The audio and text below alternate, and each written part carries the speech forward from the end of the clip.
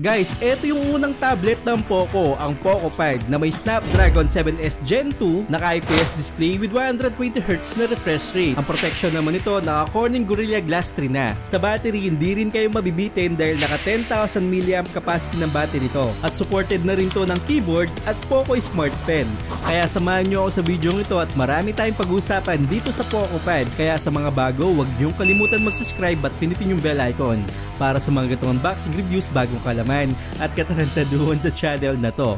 So like, comment, tsaka subscribe lang. Okay guys, kumusta po kayo? Ako po si Paul Gutierrez. Ito yung kaunaw ng tablet ni Poco. So meron tayong Poco Pad dito na naka 12.1 inches IPS display at 120Hz na refresh rate na rin to. Then 2.5K resolution na, ibig sabihin na sharp at detalye yung makukuha natin dito sa Poco Pad. Pero gusto ko lang malaman nyo na separate natin mabibili yung keyboard, cover, tsaka smart pen. So ibang presyo po yung mga yan. At yung presyo po nito is nasa 15,000 pero kapag may sale nasa 12,999 lang. At may mga voucher pa tayo dyan kapag may sale. So mas magandang bilhin natin to kapag may sale kasi makakuha lang natin na nasa 12,999 o nasa 13,000 nga po. So bago natin pag-usapan yung ibang detalye, yung box muna natin. So sa box meron tayong ganitong box, typical na Poco box talaga. Sa loob ng box nandito yung 33 watts na charger natin at Type-C cable. Then yung tablet syempre. At kung bibili naman kayo ng smart pen, ito yung box niya. At sa loob yan yung makukuha natin, may mga documentation tayo, extrang tip at yung pen natin na kulay puti. At may dalawang button yan, yung isang button para ma-activate kung mag-drawing man tayo. Didiretso na po siya dun sa applications na yon. Yung pangalawang button naman para sa screenshot. Then yung isang cover naman o parang casing niya, meron tayong ganito. Tapos pwede nating ilagay yung pen natin dun sa taas dahil meron siyang lagayan ng ganon. Then pangatlo, yung last, yung keyboard natin. Hindi ako nagkakamali, nasa 2,000 o 3,000 to. Pero kapag may sale, may mga discount nga naman dyan. Sa keyboard naman, maganda naman siya. Although ang cons ko lang dito, medyo manipis para hindi nga bumigit yung tablet natin. Pero accurate naman siya, wala siyang delay. At ma-charge din natin to kasi meron siyang Type-C cable dito sa gilid at power button. Pati nga yung pen natin pwede natin i-charge, yun nga lang wala siyang Type-C cable na kasama dun sa box. So yan yung mga kuha natin sa mga accessories. So sa back panel, napakasimple lang po nito. Meron tayong dalawang parang camera dyan pero yung isa dyan is flash lang at yung main camera niya. Yung main camera nito medyo tinipid siya dahil meron tayong 8 megapixel na main camera at sa front facing camera naman niya 8 megapixel lang din. Yung back panel naman is made of aluminum, may nakalagay nga po sa gilid na Poco, tapos dun sa taas meron tayong dalawang speaker dyan, tapos sa gitna meron tayong nakalagay dyan na Dolby Vision Atmos, then nandito rin yung power button natin. Sa gilid naman yung volume rocker tapos noise cancelling microphone, actually dalawa yung noise cancelling microphone nito, at sa tabi niyan parang SIM card tray pero hindi siya SIM card tray, ang pwede nating ilagay dyan is micro SD card. So meron siyang dedicated slot para dito. Yun nga lang talaga hindi pa tayo pwede maglagay ng SIM, pang wifi lang po talaga. Then sa kabilang side wala tayong makikita doon pero sa baba meron pa rin tong speaker. Actually quad speaker to o 4 na speaker yung pwede rito. Meron din tayong Type-C port para sa charging at isang audio jack. Kung sakaling gusto nyo mag-music through wired earphones, pwedeng pwede po to. At masaya ako na meron pa rin tayong audio jack sa mga ganitong tablet. Ngayon itong tablet na to for entertainment talaga, kaya kung gusto nyo mag-drawing kayang-kaya po dito. Ako hindi ako marunong mag-drawing pero magagamit natin to. Kung sakaling marunong kayo mag-drawing, gamit na gamit po to at napakaganda po talaga ng display. Although yung IPS hindi siya ganun ka-vibrant na katulad ng AMOLED, pero masabi ko sa inyo na maganda po talaga yung pagka-IPS nito. Hindi mo malalaman na IPS siya kung di mo ipagtatabi sa AMOLED display kasi maganda po yung kulay, vibrant din yung makukuha natin dito. At yung refresh rate nito is 120Hz na refresh rate, naka Dolby Vision na po siya at saktong-sakto lang yung nits brightness nito na 600 nits brightness. Kung movies naman yung pag-uusapan, masarap talagang manood dito dahil naka L1 certifications na to, meaning na full HD na yung mapapanood natin pagdating sa Netflix at kahit sa YouTube 4K resolution na rin. At accurate naman po yung 120Hz na refresh rate niya at parang naka-adaptive refresh rate po to. Kapag tumitigil ako sa pag-scroll, humihinto nga rin po yung refresh rate nito. At good indication po yan dahil mas makakatipid tayo sa baterya. At kung nagkatrabaho naman kayo, kailangan yung mga tablet na ganito, pwedeng pwede rin po kasi pwede siya sa mga Excel dahil nga may kasama tayong keyboard. Ngayon, missing dito na parang wala tayong mouse, parang pipindutin mo pa talaga yung screen para pumunta tayo sa mga ibang applications. Pero ang solution doon, pwede nating lagyan ng mouse to. Ako meron akong mouse dito na kinonect natin sa Poco Pad at mabilis naman siya o accurate naman yung nakukuha ko dito.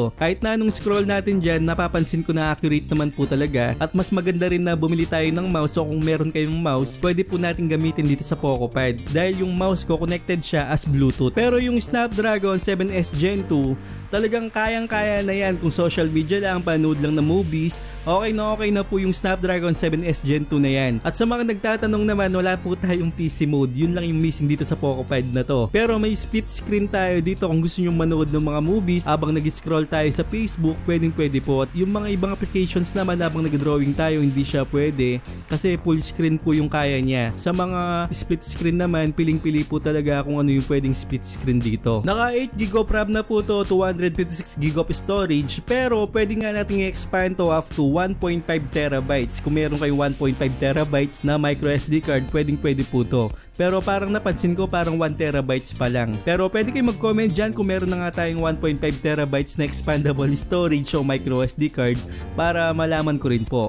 At naka HyperOS na rin to, meaning na napaka-smooth na po ng HyperOS compare natin sa MIUI. At ang napansin ko dito, wala tayong mga bloatwares na pwede nating install.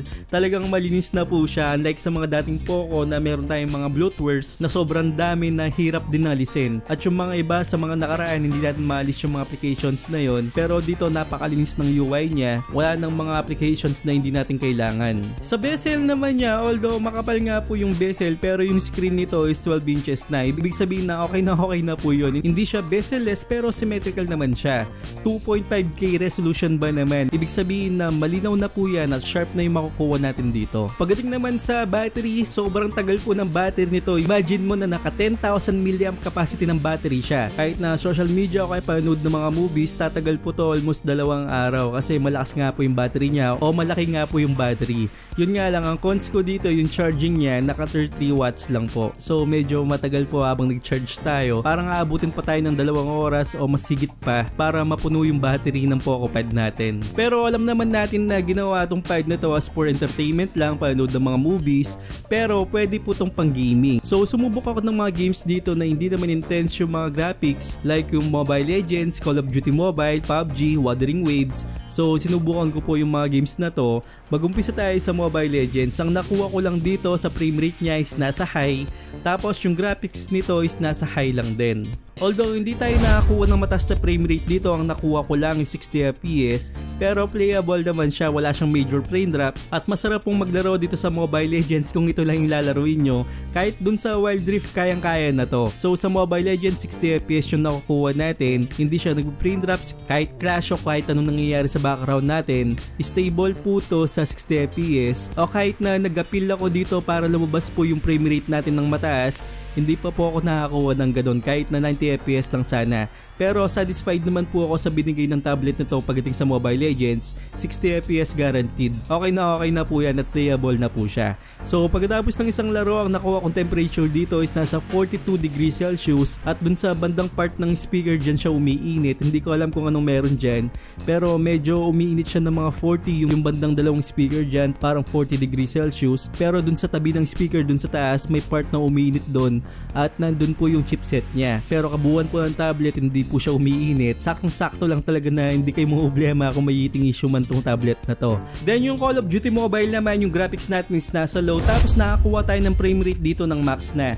Pero nakakuha lang din tayo ng 60fps pagdating sa VR modes. Pero smooth naman siya, wala siyang major frame drops kahit na pumasok tayo sa smoke class. Okay po yung playing natin sa Call of Duty Mobile. Hindi naman ginawa to as gaming device talaga, pero at least makakalaro tayo ng mga gatong games pagdating po sa PocoPad. Sa PUBG Mobile naman, smooth yung ginawa natin dito, tapos extreme na yung frame rate natin. Same lang din sa Call of Duty Mobile na makakuha tayo ng 60fps pagdating dito sa PUBG Mobile, at maganda rin maglaro dito sa PocoPad pagdating sa PUBG Mobile. Yun nga lang, sa Wuthering Waves hindi ako nakakuha ng mataas na frame rate dito kahit nasa high settings tayo. Ang nakukuha ko lang 20 to 30 frames per second, hindi pa siya stable o hindi pa siya optimized. So sinubukan lang natin, baka kayanin naman. Yun nga lang po, hindi po talaga. Yun lang yung nakuha natin. Minsan umaabot pa nga siya ng mga 50 to 20 at hindi pa advisable na maglaro tayo ng Wuthering Waves dito sa PocoPad. Okay, yun yung performance na makukuha natin sa PocoPad pagdating sa mga gaming. Saktong-sakto lang talaga. At meron pa rin tayong game turbo doon at gumagana naman po. Pero dito pagdating naman sa camera, dahil 8 megapixel nga lang yung front facing camera camera nito pati yung rear camera, hindi tayo makakuha ng magandang photos dito. Parang sinaunang camera talaga, kulang sa details, medyo madilim, at masabi ko na pangit po talaga pagdating sa camera. At sa video naman 1080p 30fps, medyo madilim din po at saktong-sakto lang talaga na may camera tayo dito na hindi rin natin magagamit halos. Sa front facing camera naman, nasa side po yung front facing camera nito. Pareho lang din po yung detalye pagdating sa rear camera at saka dun sa likod. So halos pantay po yung mga kuhating color science dito pagdating sa Poco Pad. Hindi po siya ganun kaganda talaga. Pero sabi ko nga, hindi naman ginamit to gaming o camera device. Ginamit po to sa entertainment o kaya sa mga nag-drawing dyan. Lalong lalo na kung estudyante ka, magagamit din natin to. At sa mga nagkatrabaho, pwede rin po siya. Dahil nga pwede tayong gumamit ng keyboard dito o kahit na mouse. At masaya rin ako na meron tayong pen dito. So ulitin ko, separate po yung pagbili natin ng mga cover, mga keyboard tsaka pen. Ibang presyo po yan. So lahat ng link ilalagay ko sa description, at lalong lalo na yung tablet natin, kapag nakuha nyo ng mga 13,000, sulit na po yun. So I hope na nakatulong ako sa inyo, at huwag nyo kalimutan mag-subscribe sa channel ko at hit yung bell icon para sa magandang unboxing reviews, bagong kalaman at katarantaduhan sa channel na to. Once again, ako po si Paul.